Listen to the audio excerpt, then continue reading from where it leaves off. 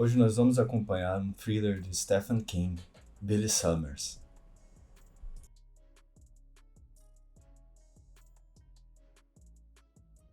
Billy Summers está sentado no saguão do hotel, esperando a carona. É meio-dia de uma sexta-feira. Apesar de estar lendo um gibi da turma do Ark, ele está pensando em Emile Zola e no terceiro livro de Zola, o revolucionário Teresa Hakim. Está pensando em como esse livro é de um autor jovem, em como Zola começava a explorar o que acabaria sendo um veio mineral profundo e fabuloso. Está pensando que Zola um Charles Dickens em versão pesadelo. Está pensando que isso seria uma boa tese para o ensaio, não que ele já tenha escrito algum. Quando dá meio-dia e 2 minutos, a porta se abre e dois homens entram no saguão. Um é alto, com cabelo preto no estilo pompadour dos anos 1950. O outro é baixo e usa óculos. Os dois estão de terno. Todos os homens de Nick usam terno. Billy conhece o alto lá do oeste. Ele está com Nick há muito tempo. O nome é Frank McIntosh. Por causa do penteado, alguns dos homens do Nick o chamam de Frank Elvis, ou agora que ele tem uma pequena área careca atrás, Elvis Solar. Mas pelas costas, não na cara dele. Billy não conhece o outro, deve ser da região. McIntosh estende a mão, Billy se levanta e a aperta. Oi, Billy, quanto tempo? Bom te ver. Bom te ver também, Frank. Este é Paul Logan. Oi, Paul. Billy aperta a mão do baixinho. É um prazer te conhecer, Billy. McIntosh pega a revista em quadrinhos da mão de Billy. Ainda lendo os gibis? Estou vendo. Pois é. Eu gosto bastante dos engraçados. Às vezes leio os dos super-heróis, mas não gosto tanto. Olha só essas garotas. Dá até pra bater uma pra elas.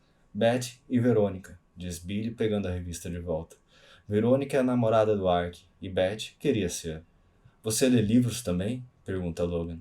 Alguns, quando faço uma viagem longa. E revistas, mas mais histórias em quadrinhos. Que bom, diz Logan e dá uma piscadela para Macintosh. Não muito sutil, e Macintosh franja a testa, mas Billy não se importa. Está pronto para dar uma volta? Pergunta Macintosh. Claro. Billy guarda a revista no bolso de trás. Com Ark e suas amigas peitudas. Há um ensaio ali esperando para ser escrito também. Sobre cortes de cabelo confortáveis e atitudes que nunca mudam. Sobre Riverdale e como lá o tempo não passa. Então vamos, diz Macintosh. O Nick está esperando. Macintosh dirige. Logan diz que, já que é pequeno, vai sentado atrás. Billy espera que eles sigam para o oeste, porque é lá que fica a parte chique da cidade. E Nick Majarian gosta de morar bem, seja em sua cidade, seja fora dela. E ele não se hospeda em hotéis, mas eles seguem na direção nordeste. A 3 quilômetros do centro, entram em um bairro que, para Billy, parece ser de classe média baixa. 3 ou 4 níveis acima do estacionamento de trailers onde ele passou a infância, mas ainda longe de ser chique. Nada de casas grandes e cercadas, não aqui. Esse é um bairro de casas estilo rancho, com irrigadores automáticos girando em pequenas áreas gramadas. A maioria das construções tem um andar só. São em geral bem cuidadas, mas algumas precisam de pintura, e o mato toma conta de alguns quintais. Ele vê uma casa com um pedaço de papelão cobrindo uma janela quebrada. Na frente de outra, um homem gordo de bermuda e regatas está sentado em uma cadeira de praia da Kotsko ou da Sands Club, tomando uma cerveja e os observando passar. Tem sido bons tempos nos Estados Unidos ultimamente, mas talvez isso mude. Billy conhece bairros assim. São um barômetro, e aquele começou a decair. As pessoas que moram ali estão trabalhando no tipo de emprego onde é preciso bater ponto. Macintosh para na entrada de uma casa de 2 andares cujo gramado está cheio de falhas. A parede é pintada de um amarelo pálido, e até razoável, mas não parece o tipo de lugar onde Nick Majarian escolheria morar, mesmo que por alguns dias. Parece o tipo de lugar em que um operário ou um funcionário de baixo escalão de aeroporto moraria, com a esposa acumuladora de cupons de desconto e os 2 filhos, pagando a hipoteca todo mês e jogando boliche numa liga amadora nas noites de quinta. Logan sai e abre a porta para Billy, que deixa a revistinha do Ark no painel e sai também. Macintosh sobe os degraus da varanda da frente. Está quente do lado de fora, mas tem ar-condicionado lá dentro. Nick Majarian está no corredor curto que leva até a cozinha. Usa um terno que deve ter custado o mesmo valor da mensalidade da hipoteca daquela casa. O cabelo ralo está penteado, nada de topete para ele. O rosto é redondo e tem um bronzeado de Las Vegas. Ele é corpulento, mas quando Billy é puxado para um abraço, sente que sua barriga estufada é dura como uma pedra. Billy! Exclama Nick, beijando suas duas bochechas. Beijos grandes e estalados. Ele exibe um sorriso encantador. Billy, Billy, cara, como é bom te ver. É bom te ver também, Nick. Ele olha em volta. Você costuma ficar em lugares mais chiques do que este. Billy faz uma pausa. Se é que posso comentar. Nick ri. Ele tem uma gargalhada linda e contagiante, que acompanha o sorriso. Macintosh ri junto e Logan sorri. Eu arranjei uma casa no lado oeste, por um período curto. Estou sendo a babá da casa, podemos dizer assim. Tem um chafariz na frente, com um garotinho pelado no meio. Acho que tem um nome certo para isso. Querubim, pensa Billy, mas não diz, só continua sorrindo. Bom, é um garotinho mijando água. Você vai ver, você vai ver. Não, essa não é minha, Billy. É sua. Se você decidir aceitar o serviço, é claro. Nick mostra a casa. Toda mobiliada, ele diz, como se estivesse vendendo. De certa forma, talvez esteja. Ela tem um andar superior com 3 quartos e 2 banheiros. O segundo pequeno, provavelmente para as crianças. O primeiro andar tem uma cozinha, uma sala de estar e uma de jantar. Tão pequena que mais parece um cantinho de jantar. A maior parte do porão foi convertida numa sala comprida e acarpetada, com uma televisão grande numa ponta e uma mesa de ping-pong na outra. A iluminação é de spots. Nick chama a sala de bagunça, e é lá que eles se sentam. Macintosh pergunta se eles querem alguma coisa para beber. Diz que tem refrigerante, cerveja, limonada e chá gelado. Eu quero um Arnold Palmer, diz Nick. Metade chá gelado e metade limonada, com muito gelo. Billy diz que parece uma boa ideia. Eles conversam trivialidades até as bebidas chegarem. Sobre o tempo, sobre como é quente ali na fronteira sul. Nick quer saber como foi a viagem. Billy diz que foi boa, mas não menciona nada de onde veio. E Nick não pergunta. Nick diz que é aquela porra do Trump. E Billy responde, pois é. Ele não tem muito mais assunto, mas tudo bem, porque Macintosh volta com os 2 copos altos numa bandeja. E assim que ele sai, Nick vai direto ao ponto. Quando liguei para o seu amigo Buck, ele me disse que você quer se aposentar. Estou pensando nisso. Já estou nessa há muito tempo. Tempo demais. É verdade. Quantos anos você tem, afinal? 44. Está fazendo isso desde que largou o uniforme? Basicamente. Ele tem certeza de que Nick já sabe disso tudo. Foram quantos anos no total? Billy dá de ombros. Não lembro exatamente. Foram 17, 18 contando o primeiro, o homem com o braço engessado. Buck diz que você talvez fizesse mais um, se fosse pelo valor certo. Ele espera que Billy pergunte. Billy não pergunta. Então Nick volta a falar. O valor desse é mais do que certo. Você pode fazer e depois passar o resto da vida em algum lugar quente, tomando pinha colada deitado na rede. Ele abre um sorrisão de novo. 2 milhões, 500 de adiantamento e o resto depois. O assobio de Billy não é parte de sua atuação, que ele nem a vê como atuação, mas como seu eu burro, aquele que mostra para caras como Nick, Frank e Pauli. É como um cinto de segurança. Você usa não porque espera sofrer um acidente, mas porque nunca se sabe o que pode vir pela frente. Descendo uma colina, na sua pista, da estrada. Isso também vale para a estrada da vida, onde as pessoas derrapam para todo lado e dirigem na contramão. Por que tanto? O máximo que ele já recebera por um trabalho foi 70 mil. O cara não é político, é? Porque isso eu não faço. Nem perto. É uma pessoa ruim?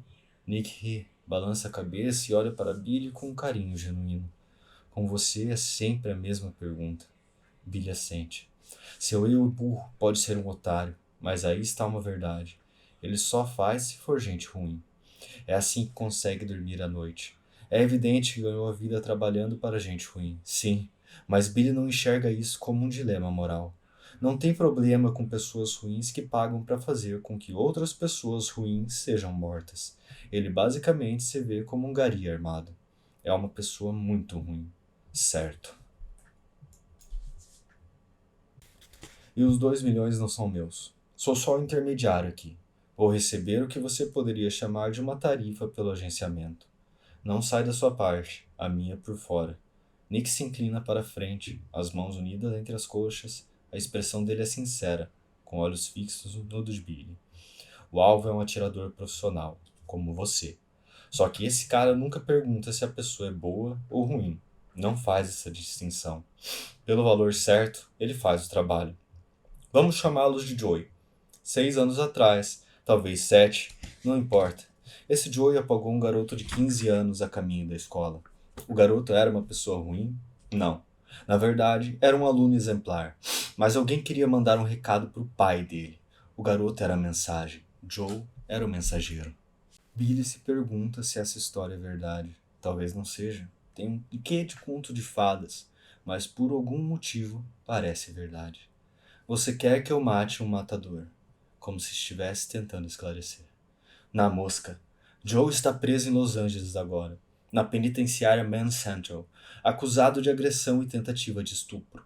Essa história da tentativa de estupro, se quer saber, a não ser que você seja uma dessas garotas do Me Too, é meio engraçada. Ele confundiu uma escritora que estava em Los Angeles para uma conferência, uma escritora feminista, com uma prostituta. Ele fez a proposta. Ela borrifou um spray de pimenta na cara dele. Ele deu um soco nos dentes dela que deslocou a mandíbula. Ela deve ter vendido mais uns 100 mil livros só por causa disso. Deveria ter agradecido em vez de prestar a queixa, não é? Billy não responde. Fala sério, Billy. Pensa só. O cara já matou sei lá quantos, alguns bem perigosos, e leva um spray de pimenta na cara de um sapatão feminista. É impossível não achar graça. Billy abre um sorriso protocolar. Los Angeles fica do outro lado do país. Isso mesmo, mas ele estava aqui antes de ir para lá. Não sei porquê e nem quero saber, mas sei que esse Joe estava procurando um jogo de pôquer e alguém falou onde ele poderia encontrar um. Porque veja bem, o nosso amigo Joe se acha um jogador. Dos grandes, resumindo, ele perdeu muito dinheiro. Quando o vencedor saiu, lá pelas 5 da madrugada, Joe deu um tiro na barriga do suspeito e levou não só o próprio dinheiro, mas todo o dinheiro. Alguém tentou impedir, provavelmente algum idiota que estava no jogo, e Joe atirou nele também. Ele matou os dois. O vencedor morreu no hospital, mas antes identificou Joe. O cara que tentou intervir sobreviveu e também o identificou. E sabe o que mais? Billy fez não com a cabeça. Câmeras de segurança. Já sabe onde isso vai dar? Ele sabe, claro. Eu acho que não. Joe foi acusado de agressão na Califórnia, e para valer, a tentativa de estupro provavelmente vai ser desconsiderada. Ele não arrastou a mulher para um beco nem nada. Na verdade, ele ofereceu a porra de um pagamento. Então é só incitação. A procuradoria nem vai querer saber disso. Cumprindo a sentença, ele talvez pegue 90 dias de cadeia. Dívida paga, mas aqui a gente está falando de assassinato, e eles levam esse negócio muito a sério do lado de cá do Mississippi. Billy sabe disso. Nos estados conservadores, os matadores de aluguel não são poupados. Ele não tem problema nenhum com isso. E depois de olhar as imagens das câmeras de segurança, o júri quase certamente decidiria que o velho Joe merecia injeção, certo? Claro. Ele está usando o advogado para lutar contra a extradição, o que não é surpresa. Você sabe o que é extradição, né? Claro. Certo. O advogado de Joe está lutando como pode, e o cara não é peixe pequeno. Já conseguiu um adiantamento de 30 dias numa audiência e vai usar esse tempo para pensar em outras formas de enrolar, mas, no fim das contas, vai perder. E o velho Joe está numa cela isolada, porque tentaram enfiar uma faca nele. Ele tomou a faca e quebrou o pulso do cara, mas onde tem um cara com uma faca, pode ter 10. Coisa de gangue? Pergunta Billy. Da Crips, de repente? Essa galera tem algum problema com ele? Nick dá de ombros. Vai saber. Por enquanto, Joe está em aposentos privativos. Não precisa se misturar com o resto dos porcos. Tem direito a 30 minutos no pátio totalmente sozinho. Além disso, ao mesmo tempo, o advogado está fazendo contatos. A mensagem que ele está passando é que esse cara vai falar sobre alguma coisa grande se a acusação de assassinato não for deixada de lado. Tem risco disso acontecer? Billy não gosta de pensar que sim, nem se o homem que esse tal Joe matou depois do jogo de pôquer tiver sido uma pessoa ruim. Os promotores não podem tirar a pena da morte de jogada. Ou talvez substituir por homicídio não premeditado, alguma coisa assim. Nada mal, Billy. Você está na direção certa, pelo menos. Mas o que andei ouvindo é que Joe quer que todas as acusações sejam retiradas. Ele deve ter cartas altas na mão. Ele acha que pode fazer uma troca para sair dessa impune. Falou o cara que saiu impune só Deus sabe quantas vezes, diz Nick, rindo. Billy não ri. Eu nunca tirei em ninguém porque perdi dinheiro num jogo de pôquer. Eu não jogo pôquer e não roubo. Nick assente vigorosamente. Eu sei disso, Billy. Só gente ruim.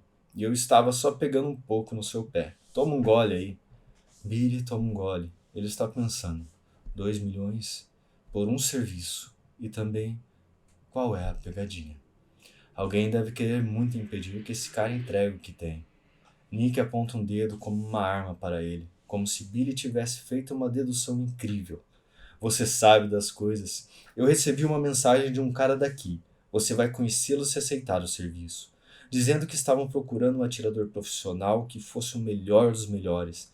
Para mim, esse é Billy Summers. E caso encerrado, porra. Você quer que eu apague esse cara, mas não em Los Angeles. Aqui. Eu não. Eu sou só intermediário, lembra? É outra pessoa. Alguém com um bolso bem fundo. E qual é a pegadinha? Nick abre um sorriso e aponta outro dedo como uma arma para Billy. Direto ao ponto, né? Direto à porra do ponto. Só que não é bem uma pegadinha. Ou talvez seja, depende do que você achar. Está na hora, sabe? Você vai ficar aqui. Ele gesticula indicando a casinha amarela. Talvez incluindo também o bairro em que a casa fica. Que Billy descobrirá se chama Midwood. Talvez a cidade toda, que fica ao leste do Mississippi e logo abaixo da linha Mason-Dixon.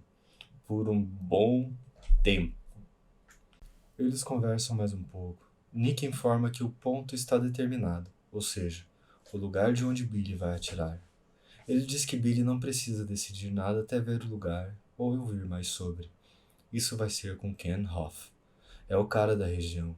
Nick diz que Ken está fora da cidade no momento. Ele sabe o que eu uso? Não é o mesmo que dizer que topa, mas é um passo grande nessa direção. 2 milhões para ficar sentado sem fazer nada e depois dar um tiro. É difícil recusar uma proposta dessas. Nick assente. E quando eu vou conhecer esse tal Hoff? Amanhã. Ele vai te ligar no seu hotel hoje à noite para dizer a hora e o lugar. Se eu aceitar, vou precisar de uma história para estar aqui. Já temos a história, e é uma belezinha. Ideia do Giorgio. Vamos te contar amanhã à noite, depois do seu encontro com Ken. Nick se levanta, ele estende a mão. Billy a aperta. Já apertou a mão dele outras vezes e nunca gostou, porque Nick é um cara ruim. Mas é difícil não gostar um pouco dele. Nick também é um profissional, e aquele sorriso funcionou. Paul e Logan o levam de volta para o hotel. Ele não fala muito.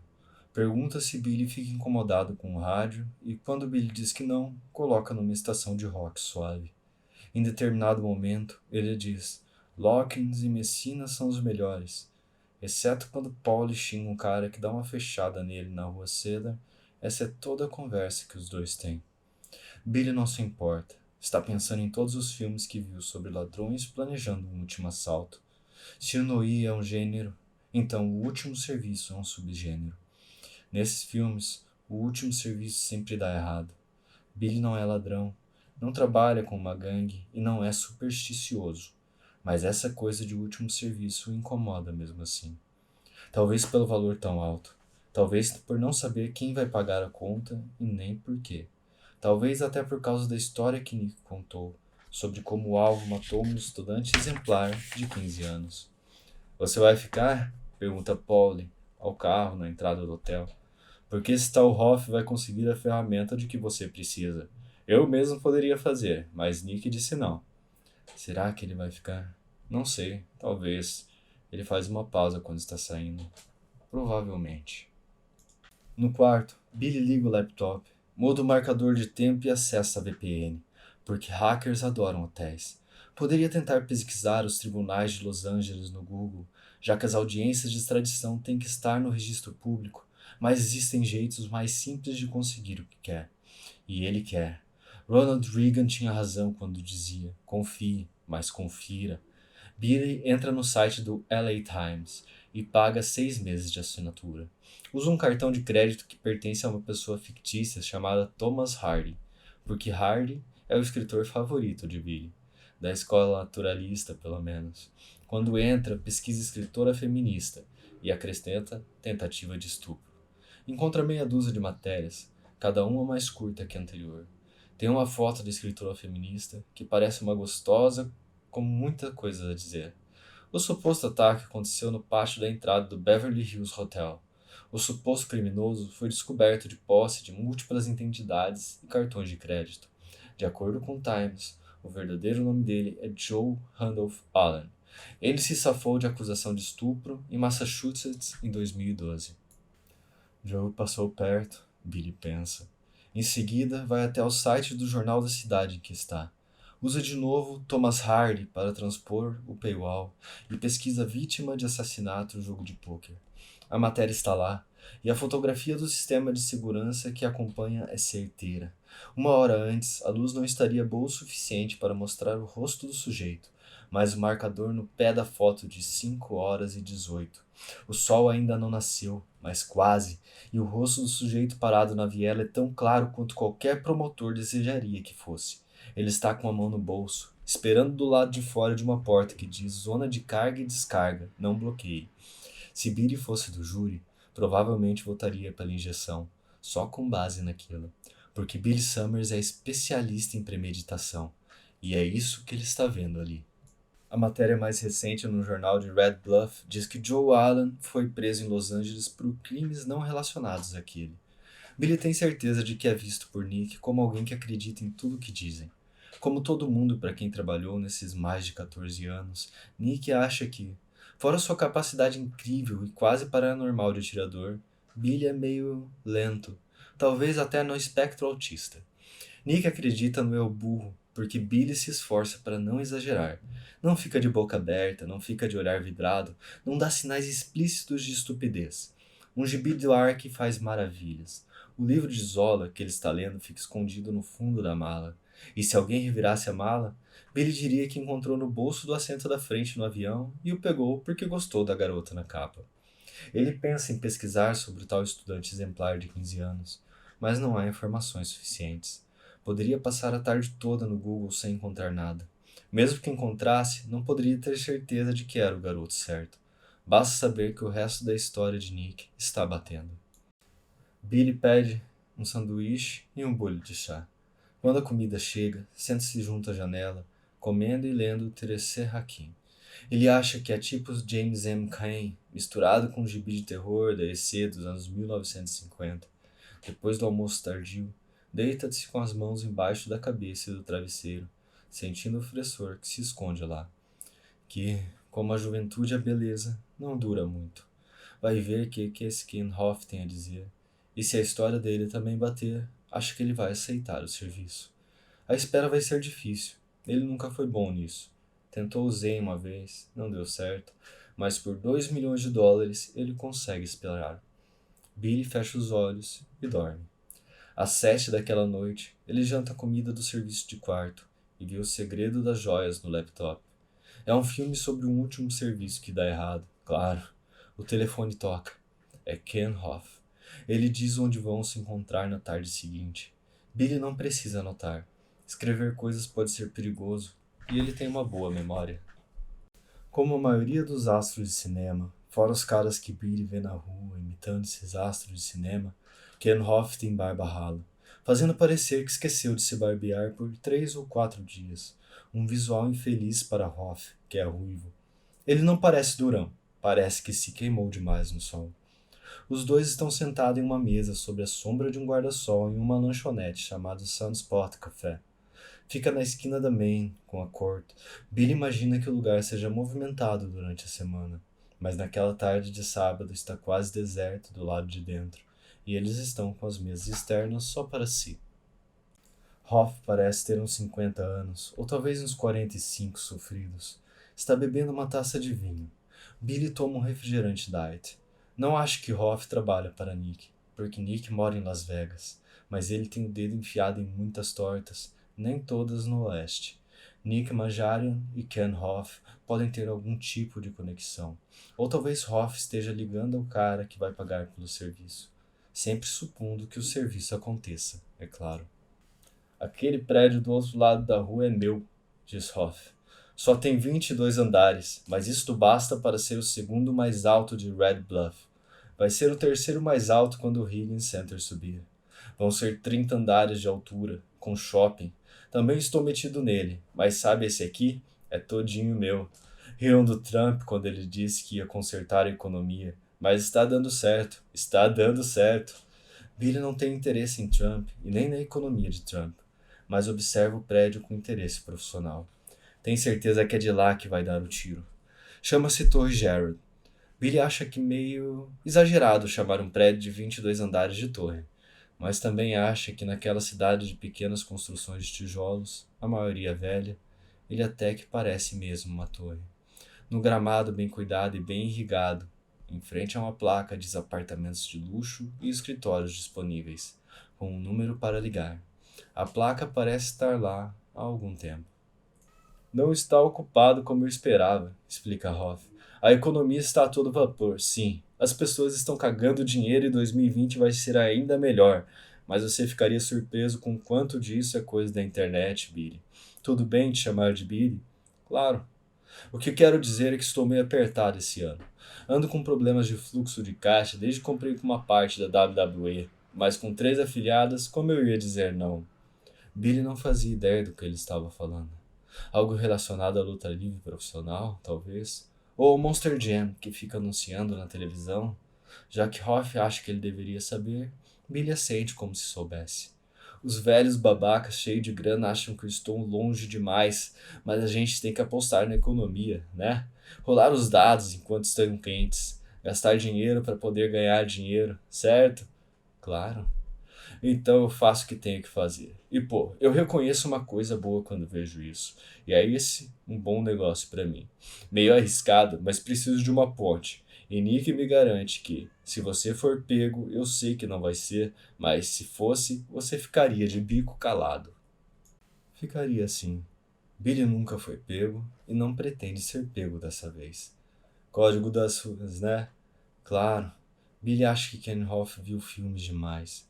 Alguns provavelmente do subgênero Último Serviço. Ele deseja que o sujeito vá direto ao ponto.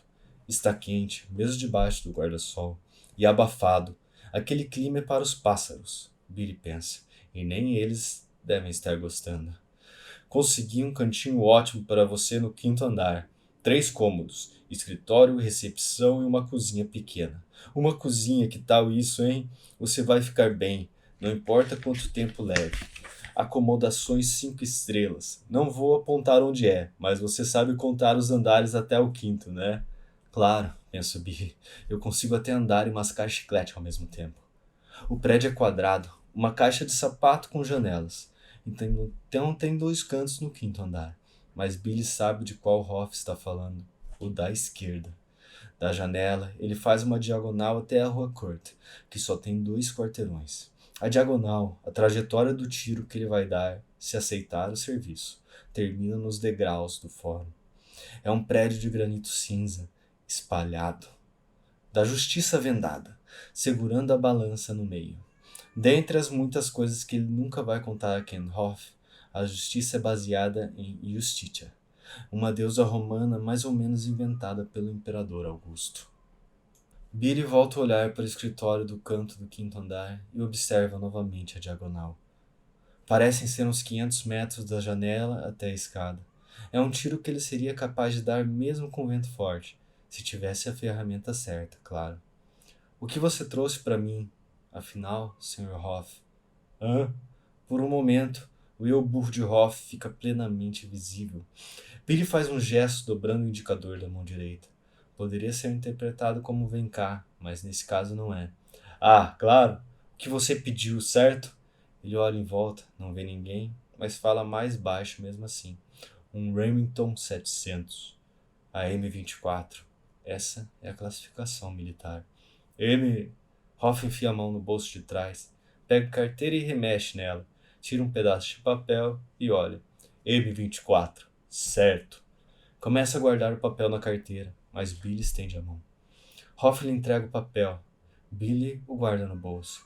Mais tarde, antes de se encontrar com Nick, vai jogar o papel na privada do quarto de hotel e dar descarga. Não se pode anotar coisas. Tomara que esse Hoff não se torne um problema. Instrumento óptico? Hã? Mira telescópica? Hoff parece nervoso. É o que você pediu. Você também anotou isso? No papel que acabei de te dar. Tudo bem. Eu estou com a ferramenta em um eu não preciso saber onde. Ainda nem decidi se quero o serviço. Mas ele decidiu sim. O prédio ali tem segurança? Outra pergunta do eu burro. Tem, claro. Se eu aceitar o serviço, eu que vou levar a ferramenta até o quinto andar. Tudo bem assim, Sr. Hoff? Sim, claro. Hoff parece aliviado. Então acho que encerramos aqui. Billy se levanta e estende a mão. Foi muito bom te conhecer. Não foi. Billy não sabe se pode confiar nele e odeia aquela barba rala idiota. Que mulher ia querer beijar uma boca cercada de pontos vermelhos espetando? Hoff aperta a mão de Billy. Igualmente, Billy. Eu só estou passando por um aperto. Você já leu um livro chamado A Jornada do Herói? Billy leu, mas faz que não. Deveria. Eu só passei o olho pela parte literária para chegar na principal. Direto ao ponto, eu sou desses. Pulando papo furado. Não me lembro do nome do cara que escreveu, mas ele diz que todos os homens têm que se passar por um momento de provação antes de se tornarem heróis. Esse é o meu momento. Fornecendo um fuzil de precisão e um local de tocaia para um assassino, Billy pensa. Não sei se Joseph Campbell encaixaria isso na categoria herói. Bom, espero que você passe.